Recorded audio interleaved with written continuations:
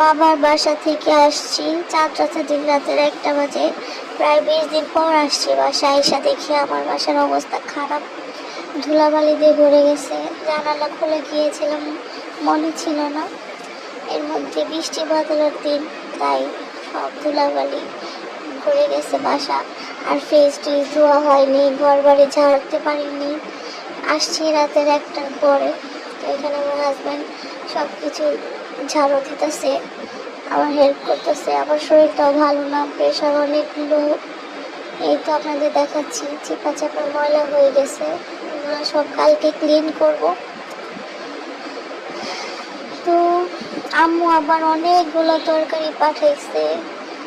আসলে মা তো মাই, মার কোনো তুলনা হয় না। এই যে দেখেন, 5টা 6টা 6-7টা পেলা দিয়েছে তরকারির, ভাতের। যেহেতু খায় আসে নাই, আর এখানে মেহেদিও লাগাইতে পারি নাই, শরীর এত খারাপ।